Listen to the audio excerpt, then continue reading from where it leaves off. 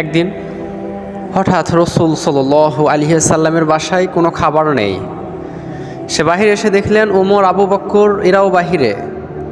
বিষ্ণু সাল্লাম জিজ্ঞেস করলেন যে, ইয়া ওমর, হে ফারুক, তোমরা বাহিরে কেন? তারা বললেন যে, হে রসুল, ঘরে তো খাবার নাই, এই জন্য বাহিরে ঘোরাফেরা করছি। রসুল সাল্লাম বললেন, চলো আমার এক আনসারী সাহাবীর বাসায় যাই।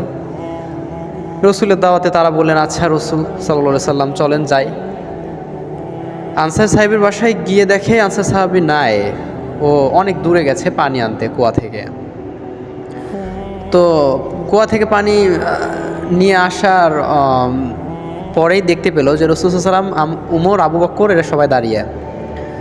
সো আনসার সাহেব অনেক খুশি হয়ে বললেন, ইয়া রসুল্লাহ, পৃথিবীতে আজকে আমার চাইতে খুশি আর কেউ নেই, কারণ আপনি রসুল সাল্লাল্লাহু আলাইহি সাল্লাম আমার বাসায় এসেছেন, বলেন কি দিয়ে মেহমানদারি করব। রসুল বললেন, যা আছে তাই নিয়ে এসো। সে একটা খেজুরের থোকা ছিল, সে খেজুরের থোকাটা নিয়ে আসলো। সেখানে কাঁচা পাকা খেজুর, হাদিস এভাবে আসছে। এটা নিয়ে রসুল সাল্লাম, ওমর, আবু বকর এরা খেতে লাগলেন। সো এরপরে আনসার সাহাবীটি একটা বকরি জবাই করলেন এবং রসুল সাল্লামকে এবং ওমর, আবু বকরকে মেহমানদারি করালেন। রসুল সাল্লাম আহার শেষে ওমর, আবু বকর এদের উদ্দেশ্যে বললেন যে, হে ওমর, হে আবু বকর, এই যে আজকে যে নিয়ামতটা খাইলা না, এর হিসাবও একদিন কিয়ামতের দিন দিতে হবে।